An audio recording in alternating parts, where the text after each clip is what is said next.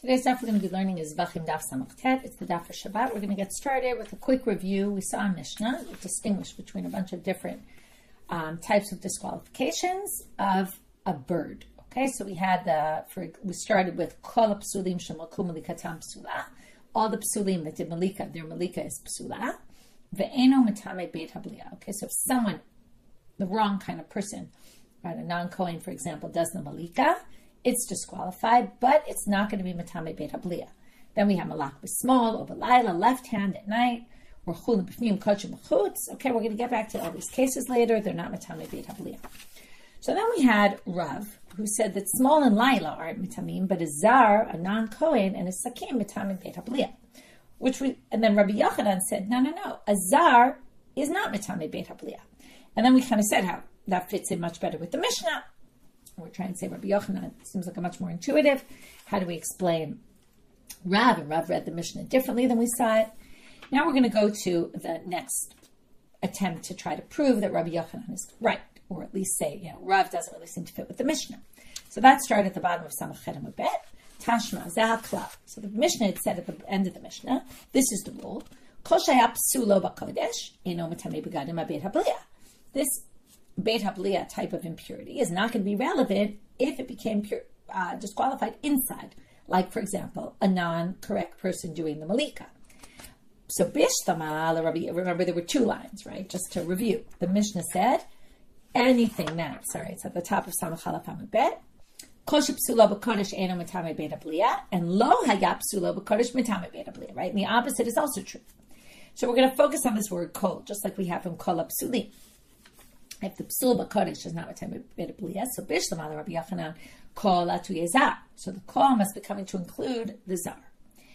But ela l'Rav latu yemai. So what's the kol coming to include according to Rav? If not adding a case of, right, what else would be psul b'kodesh? A zar. So now the Gemara says, if you're going to read it that way, shelo hayap psul b'kodesh latu yemai. There's two parts of that sentence. What all that is psul b'kodesh is not matame. Anything that is anything that is psul b'kodesh is not matame. Anything that is not psul b'kodesh, right, it was qualified before it got in there or something like that, it is disqualified. So it does have impurity of beit habliya. So what's that second line coming to include? So basically they say, can't be that everything which is psulo b'kodesh isn't matame beit habliya is the zar, and then we have nothing to do with that second part of the line. What's it adding? It could have been inferred from the first part. To which they come up with something that each line is adding that it's more in parallel to each other and rejects this attempted proof for Rabbi Yochanan. The Reisha is coming to say, like, for example, what if you slaughtered the bird inside the temple? So since that's a disqualification in the temple because it's not supposed to be slaughtered, you're supposed to do melika. So that is not matame beit habliya. And seifa, what does that come to include? Now, these cases aren't mentioned in the Mishnah explicitly. The seifa is coming to include milikat chulin b'chutz. If you do melika on a non-sacred animal outside, which you're not allowed to do melika, right? That has tumah beit habliya because that is a dead animal. It wasn't slaughtered and it's got impurity. Okay, so that line of the Mishnah did improve either which way.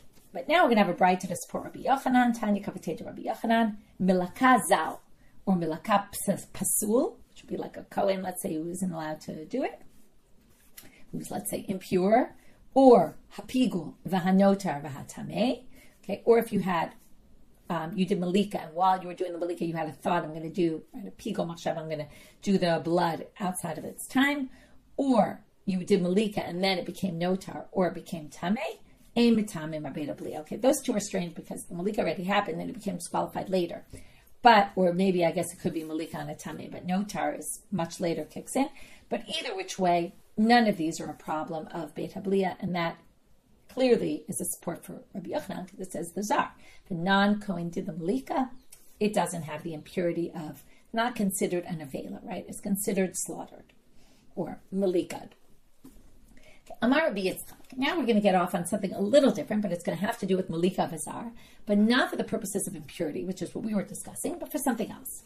For what if I put it on the altar, which I'm not supposed to, because a melika v'zar is not the correct way to do it, but can I leave it on the altar? And we're going to see about two things. Rabbi Yitzchak says, Shamati Shtayim. I have a tradition about two things, that I learned two things. Echad kmitza zal, echad melika zal. If a zar does kmitza, which again is taking the 3 middle fingers of the kohen, taking right now, this time it was done by a non-kohen, usually the kohen's supposed to do it of a mincha offering, into the dough of the meal offering. If a non-kohen does that, and they're supposed to be offered on the altar, but if a non-kohen does it, it's not supposed to be offered on the altar. And likewise for melika zar, which also isn't supposed to be done on the altar. So it wasn't done properly, right? It wasn't, in other words, again, the zar did the earlier part, the slaughtering, so to speak, the killing of the bird, not really slaughtering.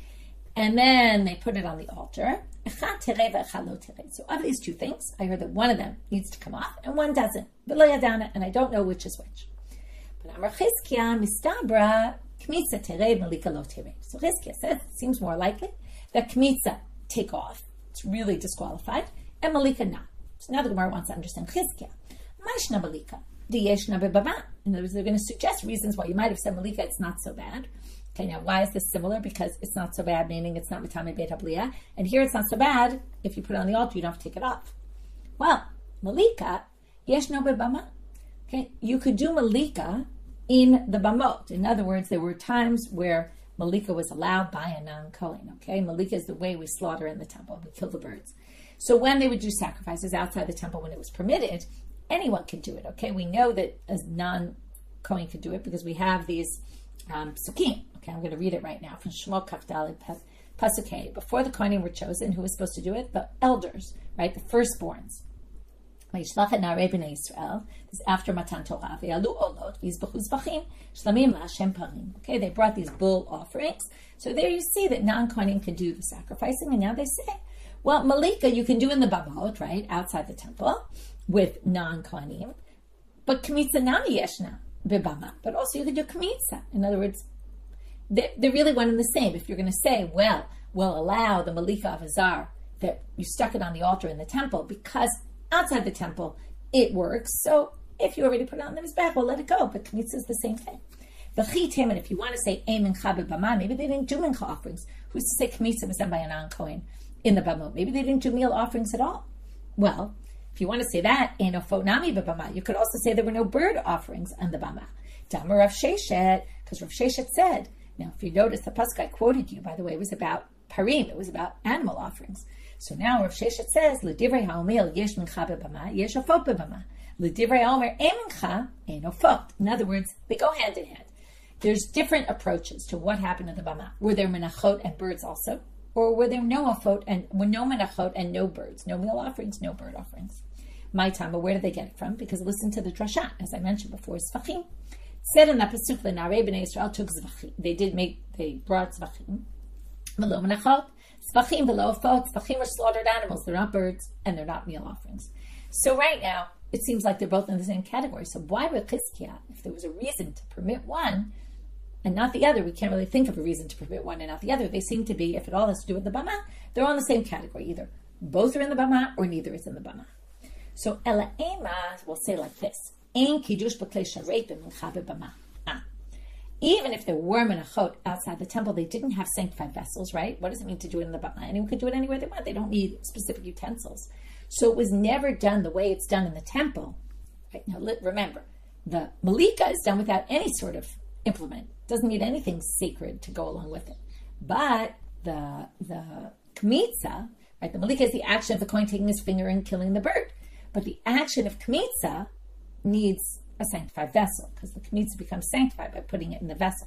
And they didn't do it in a klei sharet, in the bama, and that's why we say, kmitza wasn't done in this way, so kmitza by a zar would be a problem, whereas melika by a zar is not a problem. Okay. Malak bismol, also the kmitza, by the way, the meal offering has to be put in a klei sharet before it gets nikmat, so that also might be the issue, because I'm thinking, also the bird doesn't need, also needs to be put eventually in a klei sharet, which they also didn't do in the bamot, but I assume what they're talking about is before. Right? Let's just see if Rashi says something. Right.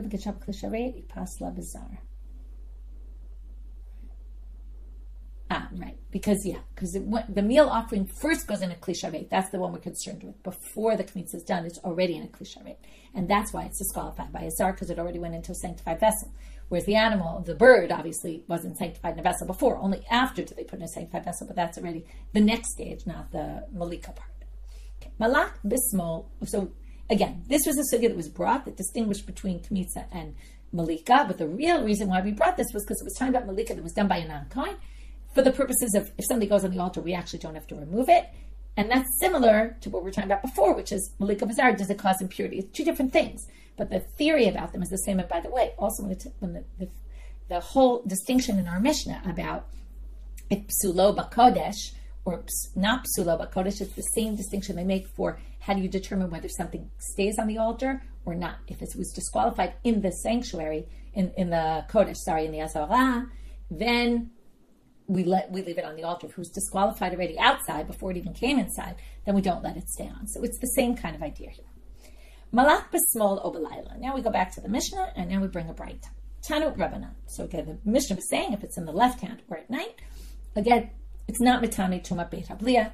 It's a good enough melika that we count it as if it was slaughtered and it's not, doesn't carry this tuma, this impurity of a dead bird.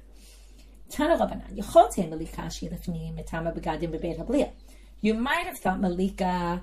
No, you have to add some words. A melika that was done with the left hand or at night, or maybe even with a non-kosher person who was allowed to do it. Shehi lifnim, that it was done inside. Metama begadim beit habliya. You might have thought if it was done inside it properly, maybe it would cause impurity. Now we already know not. We're going to see the braita is going to prove it from a pasuk. Talmud lomar neveila, because the pasuk about this tuma beit habliya, right? A neveila of tahor. It says kol nefesh asher tochal neveila treifa ba'ezrach u'bagel. Okay, so anyone who eats this neveila or treifa, we're going to get back to this pasuk later. Okay, it's Vayikra Yud Zayin, verse 15. Okay, they're impure and their clothes are impure, and right, now.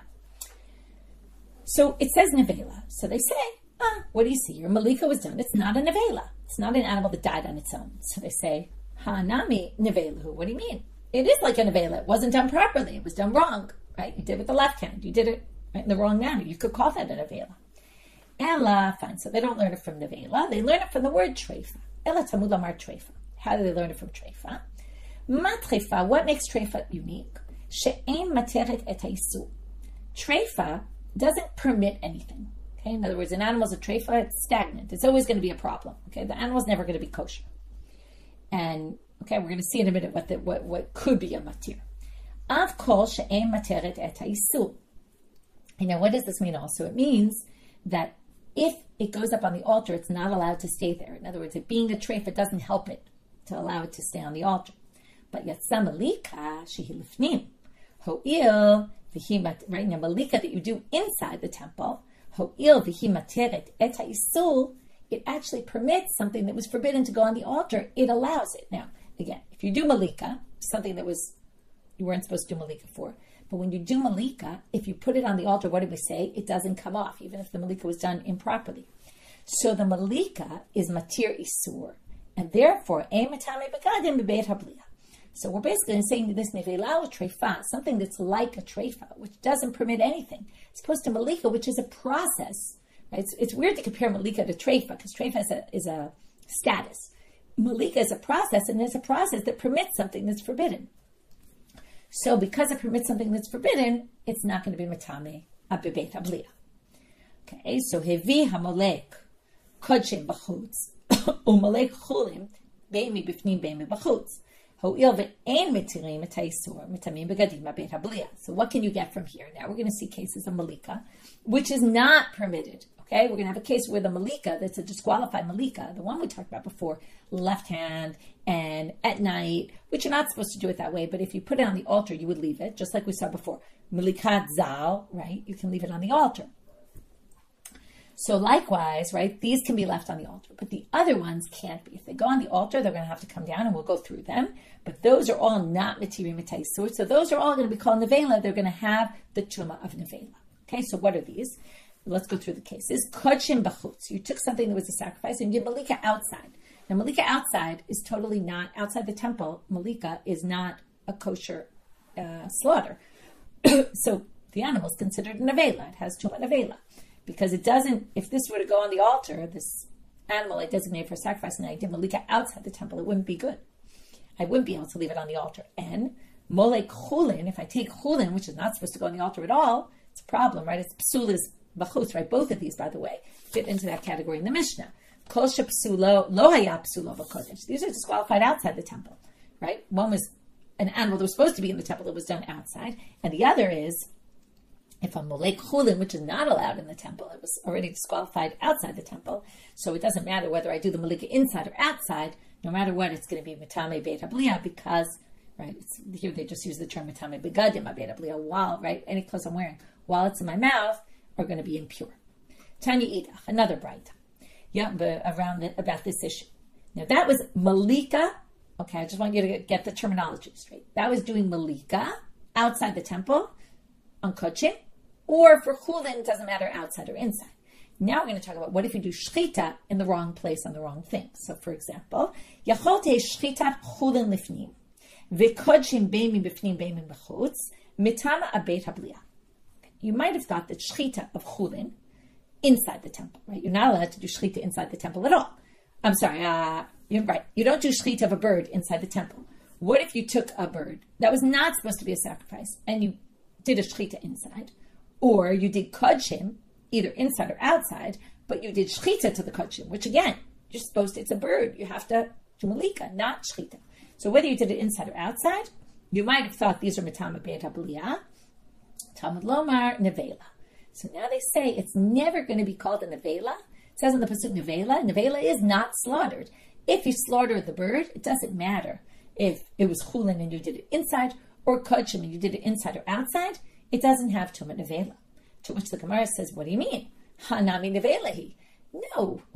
If you take shchita and you do shchita on an animal that you were supposed to do melika to, okay, like the kodshim bifnim, let's say, or even kodshim bachutz, in other words, these, or you took shchita, you did shchita inside the temple, which is not allowed, you could call them a neveila. So you can't, or maybe you could, right? You can't say the word treifa, neveila excludes that.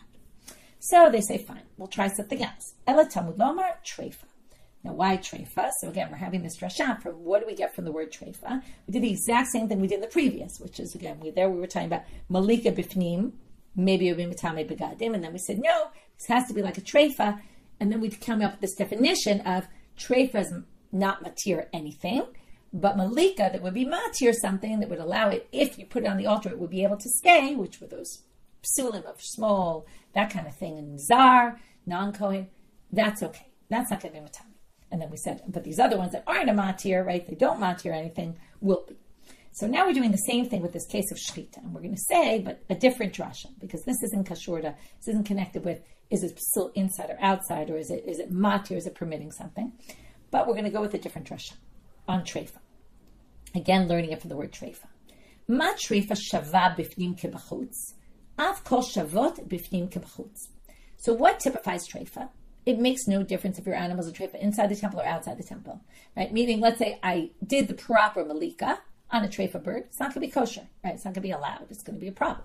If I did shchita on a treifa bird outside the temple, it's going to be a problem anyway, right? In other words, treifa, the status is the same inside or outside. So therefore, for something to be mitame beit habliya from this pasuk of the neveila and the treifa, so it would have to be something that's equal inside and outside. So therefore, no, we don't really know why yet. We're going to get to it. So these two examples we just gave, the shchita inside and the kodshim inside or outside, are a problem. Why? I'm sorry, they're not a problem. They're not mitame, my mistake. They're not going to create impurity. Why? Because and therefore they don't fall into the same category as the treifa, because they're not the same inside and outside. Now, we don't know why, but we're going to explain. So, bishlama chulin. Bishlama, as always, something makes sense, but something doesn't really make sense at all. So the chulin one is very easy to explain. Lo shavu bifnim kebachutz, because, very obviously, if you slaughter the bird inside the temple, it's a problem, because you didn't do melika, and you shouldn't have brought chulin inside. But if you slaughter the bird outside the temple, shchita is actually kosher, right? So you have a case where shchita, the same action, is completely different inside and outside. So that's not like a treifa, where the treifa, no matter what you do to it, it's going to be a problem inside and outside. Ela kodshim, but kodshim, bein b'chutz, bein b'fnim, what did we just say, right? And you can't do kodshim shchita. You can't slaughter the kodshim inside, and you can't slaughter kodshim outside. Seems like it's something that's idividi psulin, They seem exactly the same inside and outside. So how could you say, oh, treifa comes to exclude that case? Doesn't make sense. So Amar Rava, imo ila lo shchita chutz l'chayvo karet, lo to'ilo l'tara midei neveila. The first thing they're going to explain is outside. If I slaughter kodshim outside the temple, I slaughter this bird, okay? Now, I was supposed to do melika to it, but I was also supposed to do it inside the temple. The fact that I did it outside, we call this shchutei chutz. Now, theoretically, it shouldn't really be shchutei chutz because I was supposed to do melika inside, right? And instead I did shchita outside. So it's not like I did what I was supposed to do inside, outside. But despite that, they call this shchutei chutz.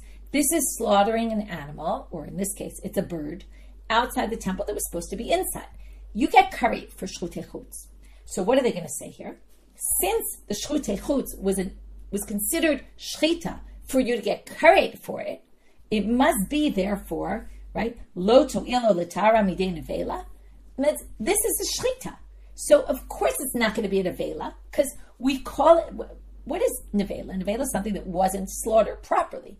Now, even though it was supposed to be melika, so you could say it wasn't slaughtered properly because you really should have done melika, not shchita. But since we're calling this slaughter for the purposes of, oh, you slaughtered something outside the temple, so then we're going to call it slaughtering for removing the impurity of the neveila. Okay, that's that. Okay, so eshkachan chutz pnim minalam. What about the inside? Because now we're going to say, well, the inside's also forbidden. You can't do shchita of a bird inside the temple that was supposed to be a sacrifice.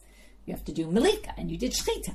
Now we're going to say, and it is the same inside and outside because it's disqualified if you slaughter it outside. It's disqualified if you slaughter it inside. So ho'il v'lo shavu bifnim kibachutz. So now they're going to say, well, actually also this is not. Why? Because it's not the same. Because if you do shchutei chutz, you get curried. If you do shchita inside the temple and not melika, it's just forbidden, but you don't get curried for it. So there we already see they're not the same because they're different levels of prohibitions. So now they say, okay, wait. Then if we take all this lo shavu b'finim and b'chutz, and as soon as this lo shavu b'finim and b'chutz, there's no tuma beit habliyah because we're learning it all from treifa, we're going to have a big problem. Because ihachi malak kodshim b'chutz nami lo to lo shavu b'finim keb'chutz. Based on what we just said, let's take the case of melika kodshim b'chutz. Now, melika kodshim outside, right? If you do melika on a sacrifice outside, it is mitami beit habliyah. Because remember, it's psul is outside the temple. Now, according to what we just said, though, if you take that same sacrifice and you do it inside, it's perfect. So what do you see here? Perfect inside, puzzle outside. That would be a case of lo shavu b'fnim u'b'chutz. So we just said, if it's not equal inside and outside, then there's no tumat beit habliyah. So, Amar Rav Shimi bar Ashi, danim davar shelo b'echshero mi davar shelo b'echshero. Ve'im danim davar shelo b'echshero mi davar sheb'echshero. Because Rav Shimi bar Ashi said, wait, you're all confused.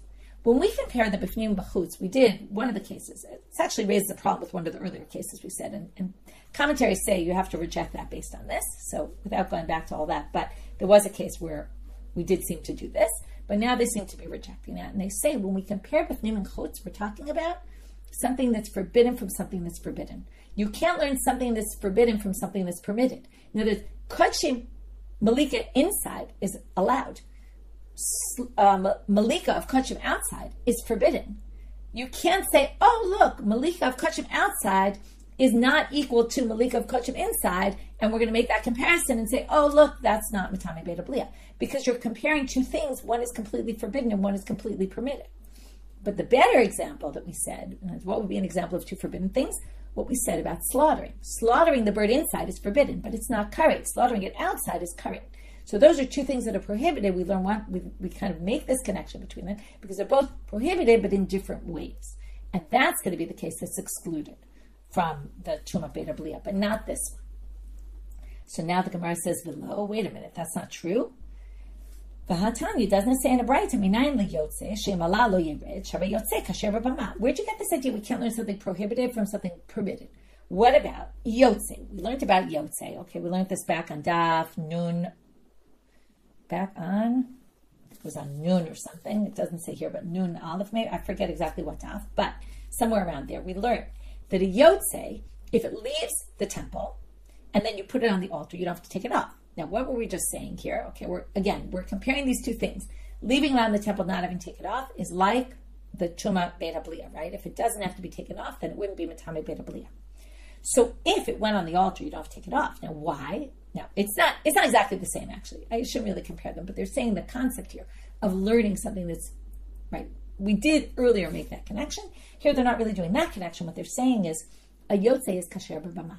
We learned that since you can slaughter outside on the bamot, therefore, if something went out of the azara, and then you brought it back in and put it on the altar, we'd leave it. Because it's obviously not so bad if it was permitted in the altar. In the outer altars that were permitted when there was no temple. Now that's a case where it's totally permitted. And now we're learning to a case where it's forbidden. It's forbidden to take it outside of the azara. And then we're going to learn one from the other. To which the Gemara says, and I don't know if you remember this, the Gemara there didn't like that drasha at all. They said you can't learn something that's not permitted from something that is permitted, exactly what our Gemara just said. And Tana there said, Azot Torah Olav Ribas Samechli. Really, that braita where it said that halacha was not really relying on that. It was really relying on a drasha from a pasuk. This is Torah Olav, that all these things that go on, you get to keep them on. Meaning you don't have to take them off the altar once they went on it. And the author of the braita was relying on that, but just worded it by, you'll remember it this way if we say that. And it's what we call just an asmach, just a way to remember it. But it wasn't really derived that way. Okay, let's review this section and then we're going to move on to the next. It's not the simplest stuff, so I want to just summarize this part and then we'll go to the next Mishna and summarize that.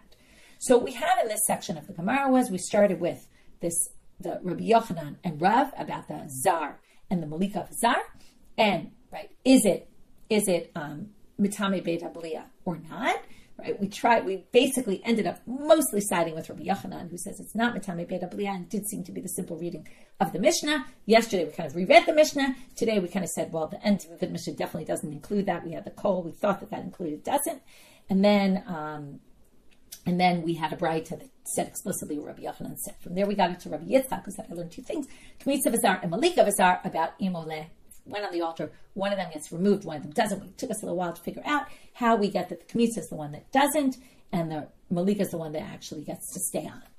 And then we brought this braita of malach b'smolo b'layla, and from there we got to these two drashot of learning from treifa what is matame beit HaBliya, what isn't, and the definitions we eventually came up with was if it doesn't permit something, right, like treifa, then it's forbidden. If it does permit something like melika, right, in inside the temple, then it actually is not matame beit HaBliya.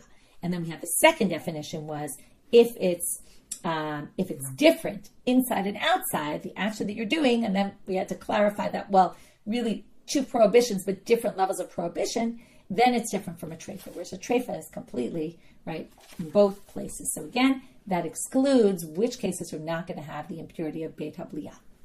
Okay, new Mishnah. Malak v'nimtzei treifa. Rabbi Meir, now this is also something we learned back then on Daf Nun.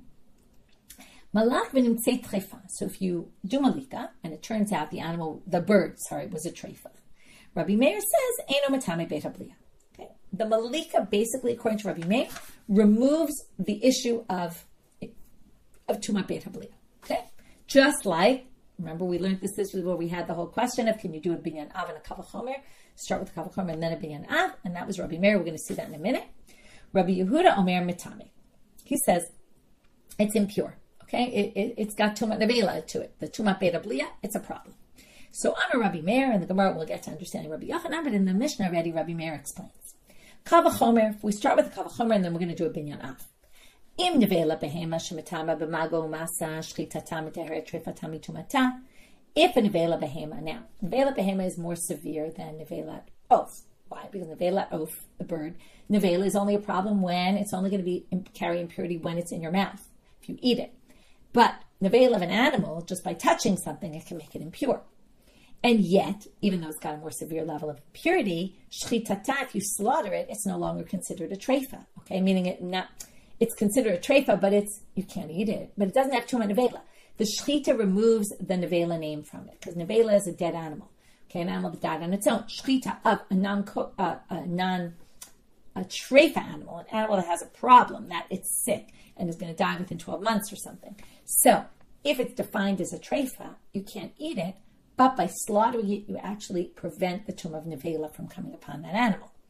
So neveila ha'of, she'eno mitamei b'magal masa. Neveila ha'of is obviously more lenient because it's not mitamei magal masa by touching or carrying. So if we go to the bird, this is step one, and we compare, we say, just like shchita in an animal removes neveila, kavachomer, that shchita in a bird will remove neveila from it.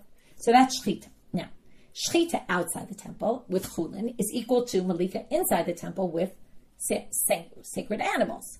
So mamatzinu, so here's a mamatzinu, which is a binyan ava paradigm. B'shchitato, shehima chasharta lachilana. Shchita allows the bird to be eaten. Umataheret treifa tomi tumato. And if you do it on a treifa animal, what happens? It's actually not impure. Af melikato, so melika, which is the same thing basically, mechasharto b'achila, permits this bird now to be eaten. Titaher treifa tomi de tumato. So the treifa, right, should become also with melika, it should remove the neveila status. It's not going to become a neveila. So that was, we saw Rabbi Yehuda, which we didn't explain yet. We saw Rabbi Meir. Now we're going to move to Rabbi Yossi. Rabbi Yossi says, and we saw all these opinions on Daf Nun, Daya k'neveila behema. It's actually this, he was already on Nun Aleph.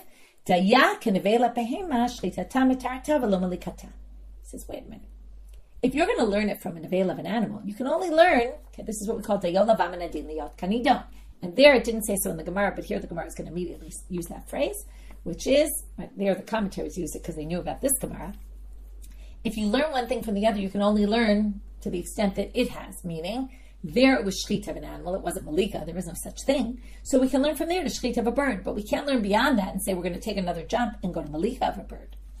So therefore, right, because shchitata permits it, not melika, there's no such thing as melika of an animal. So now the Gemara asks, Rabbi Meir lo darash dayo. Wait a minute, doesn't Rabbi Meir hold dayo? Well, everyone holds dayo levomenadin liyot kanidon. How do we know? Because dayo deoraitu. Dayo is a Torah principle. Okay, how do we know this? Because it comes from the Torah, a very interesting place. Titania, midin kavachomer ketzad. So from a kavachomer, you could get to the following. Vayomer Hashem Moshe. Okay, and where do we learn that you can use a kavachomer? From this place. Listen. Vayomer Hashem Moshe. Dafka from God's words to Moshe. After when Miriam said the lashon hara about Moshe and Aaron, what happened? God says to Moshe, if she had spit in her father's face, okay, you have to read the rest of the pasuk. Haloti kalem shiva yamim, right? And if she had spit in her father's face, wouldn't you put a woman like that in jail for 7 days? And therefore, she said, therefore she has to be 7 days outside the camp, and then we'll let her back in. So, what's the kavachomer? Well, if for her father, 7 days, all the more so for God, right? And she was going against, right? All the more so, kavachomer, because basically God saw this when she spoke lashon hara against Moshe and Aaron was an attack on God. So it says kavachomer lashchina or ba'asar yom. So for the shchina it should be 14 days. To which they say, ela dayola v'amenadin liyot kanidon. So what do you see from here? If you're going to learn something out from a kavachomer, even when God did it, he only did it in the same way it would be for if she had done it to her father. So from there you have, that was 7 days. We didn't double it and say, oh, well, the shechina is much worse, double, triple, something like that. But no. So that's how we learn dayo. So how could Rabbi Meir not go with dayo? So Amar Rabbi Yossi bar Rabbi Avin, Rabbi Meir kra eshkach v'darish. He didn't really learn it from the way the kavachomer. It's really that he had a pasuk. Even though it's interesting, we said it was all this kavachomer drasha, but we say he had a pasuk. What's the pasuk? Zot Torah be'ema va'of. This is at the end of the section. It's actually about kashrut, but it's a little confusing because it's also about tuma and also about kashrut. Anyway, it's not so important for our purposes. But it's in Vayikra chapter 11, verse 15. Zot Torah be'ema va'of v'chol nefesh ha'chaya u'remes ba'aretz v'chol nefesh ha'shoretzet al ha'aretz. Okay, and then it says lavdil ben hatamei v'hatahor and all that. V'chi be'ezo Torah shavta be'ema la'of of le'be'ema. But it sounds like the be'ema and the of has the same laws, but what laws are similar about them? Behema mitama. Okay, now we're going to show all the differences. Behema mitama magal masa. Vela behema is magal masa by touching or carrying. Of feinonit magal masa. Bird not like that, right? Only tuma beit hablia in the mouth.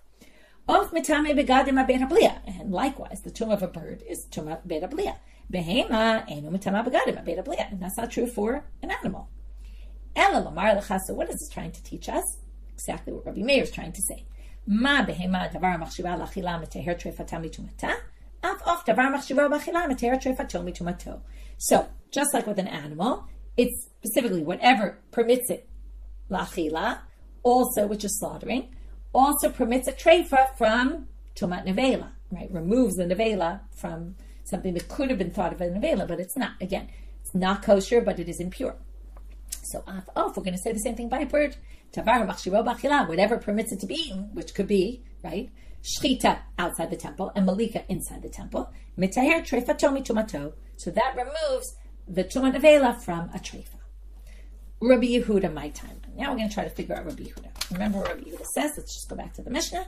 He says, right, Rabbi Yehuda says, very top of our Amud, mitame. Okay? This is mitame. The malak, when you say treifa, it has tumat beta blia. So my time, where does he get this from? Kra eshkach v'kadarish. He darshan in the following pasuk. This is our attempt to try to understand it. We're going to have a big question on this. Neveila utreifa. Okay, we're talking about the pasuk.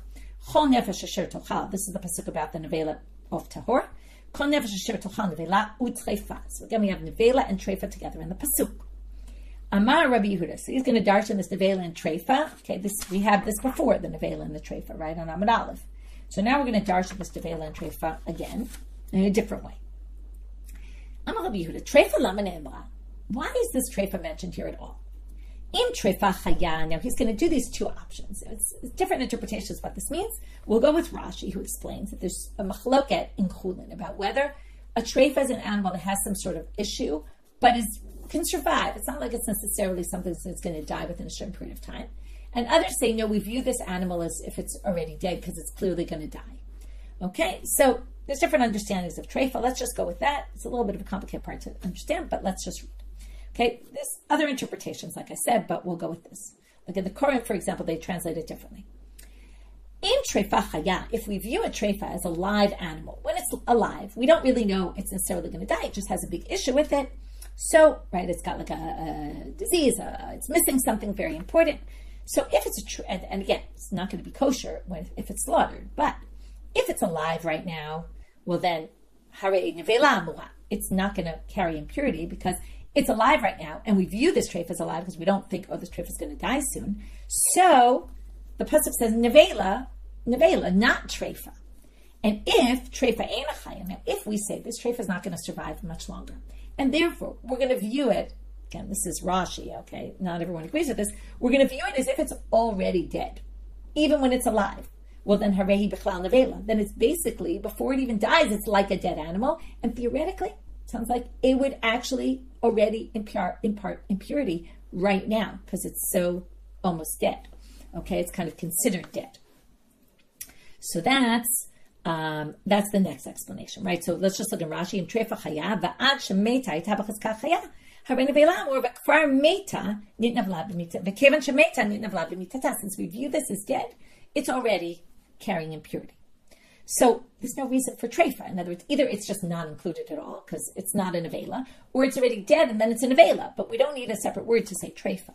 So what's Rabbi Yehuda going to darshan? The word treifa again. So now they're going to say, must be coming for ela lahavi treifa sheshachata shemetamah. What kind of treifa is impure? A regular treifa we already know is impure or isn't impure, depending on how you view it. So it must be a treifa that you slaughtered that we're going to say is impure. Okay? And then we have explicitly that a treifa that gets slaughtered is impure. That's Rabbi Meir. He thinks, now we're only talking about birds because this pasuk is all about bird treifas. So when it comes to an animal, everyone agrees that a treifa that you slaughter, it's not the impurity of a neveila. But Rabbi Yehuda is saying here, when it comes to a bird, it is. And that's what this extra word treifa is. Now the Gemara is Rav Shizbi is going to question this. Rav Shizbi is going to say, how could you possibly say that? Because if you use that logic, we're going to take another pasuk, which is going to come to something that we all know isn't true, which is what I said a minute ago, which is it's going to lead us to the conclusion, you'll see in a minute how we get there, that if you slaughter an animal, it actually will still be, that's a treifa, it'll be a neveila. Now nobody thinks that, okay? But let's read. I'm a Rav Shizbi. Okay, now we're going to quote another pasuk that mentions neveila and treifa, but it's actually different. Cheilev neveila v'cheilev treifa. Okay, this is pasuk in Vayikra chapter 7, verse 24. Cheilev neveila cheilev treifa. Yaseh l'chol malacha. You can use it for anything. It's not impure. Just acholo tochulu. Don't eat the fat from there, but it doesn't have impurity. So it's different from a regular treifa. and neveila. So now they say, or neveila really more specifically, because treifa we said already. But anyway, we'll get back to treifa. There's to be a treifa that died. Okay, now. Hatamnami name. Now, if we said that whole thing before, if the treifa is live, the treifa is dead, so you could say the same thing. You don't need treifa in this person. If it's still alive, well, then it says neveila, and this is not neveila, and then it's not included. In treifa ena chaya, if we view a treifa as dead, harehi b'chal neveila, it's also a neveila, so you don't need treifa. So what could it be coming to do? Elalavi. So we'll say the same thing. And as what Rav Shizbi is saying is, your logic comes to the absolute wrong conclusion in this section. Because what are you going to say? Lavi treifa shachata. Then what would you then say? Cheilev treifa that was slaughtered. The cheilev is tahor, which means the fat that comes out of it is pure. But what does that mean, though? The fat is pure, trying to tell you, but the animal is not. Now, what do you see from here? Michlal vihi b'tama. Now, nobody thinks that a treifa that was slaughtered, the meat is impure, carries impurity of neveila. Because Hamar of Yehuda, Amar Rav, and Arilei b'Manitatan, and even in a braita it says, "V'chiyamut mina behema, miktzat behema mitama, miktzat behema ina mitama." When it says kiyamut mina behema, okay, this is if yamut mina behema shehilachem lochla, and you touch its neveila, you will become impure. Mina behema always means some and not all. What do they learn from here? Miktzat behema mitama, miktzat behema ina mitama, ve'ezo zo. Zo treifa sheshachata, and that's the source for the fact that a treifa that gets slaughtered does not carry impurity. So nobody thinks that. So what you said, Rabbi Yehuda concludes from this pasuk. We come to this ridiculous conclusion, and furthermore, he continues and he says, "I'm going to explain to you that the treifa there is used for something else entirely. What is that?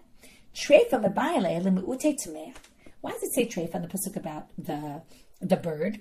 Okay, and why? Well, let's start with this pasuk, the cheilev treifa.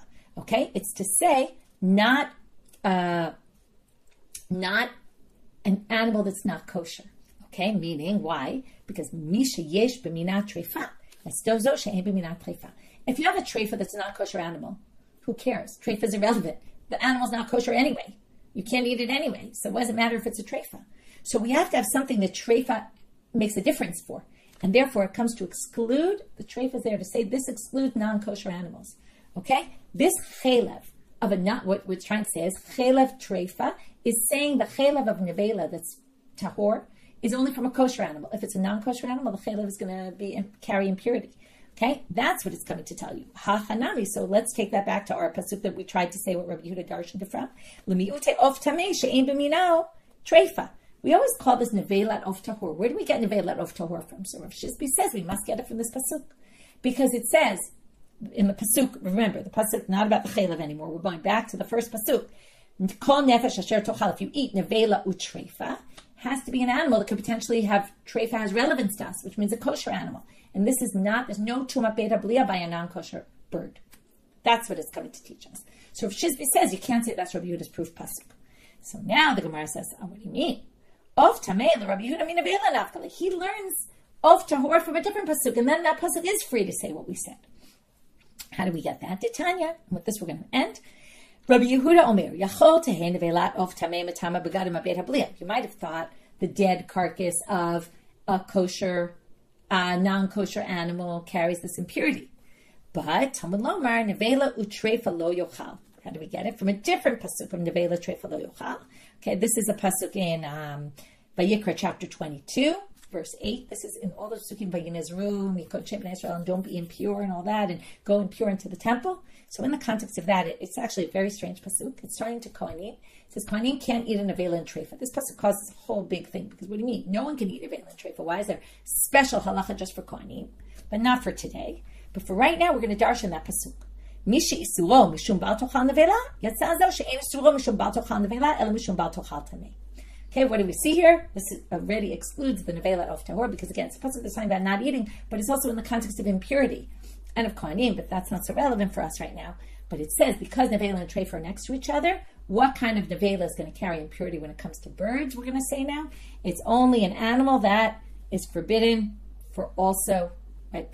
Specifically, if it's a treifa, it will be forbidden. But not if it's just non-kosher, because it has to be treifa makes a difference for it, like we said before, and that comes from this pasuk. Anyway, the point being, neveila of Torah we learned from somewhere else, which frees up the pasuk that we said before about what's the proof pasuk, neveila utreifa, and that other pasuk. That pasuk could actually teach that that it's a treifa, right? Remember, the whole point is that word, the treifa was unnecessary. It must be coming to include the treifa that was slaughtered, that it's mitama, okay? And that's how we get, he thinks that even if a treifa is slaughtered, and obviously if you did melika, right, it's not going to help you. It's going to be mitame anyway, okay? So that's where we ended with Rabbi Yehuda. So what we did so far is, and this we're still in the middle though, we're going to continue this discussion, but we started with this Mishna about malak and treifa. We have a big debate, three-way debate about Rabbi Meir, who holds there's no tumah beit habliya.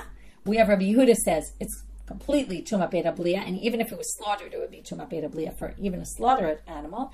And we have Rabbi Yossi, and that's what we just saw now. And we have Rabbi Yossi who says, right, we can learn from neveila behema to neveila oath, okay, to the bird being slaughtered. Also there's no tumah neveila, whereas Rabbi Yehuda said by any bird it doesn't help you. Okay, no shechita works only by animals. And Rabbi Yossi says, no, it works by birds, but only shechita, not melika. And Rabbi Meir took it all the way in melika, and then we saw, what does Rabbi Meir do with dayo? Why doesn't he say that? And we explained, and then we tried to explain Rabbi Yehuda's proof pasuk. Rav Shizbi questioned it, but we were able to resolve it. With that, we finish for today. Wishing everyone a good day, and Shabbat Shalom.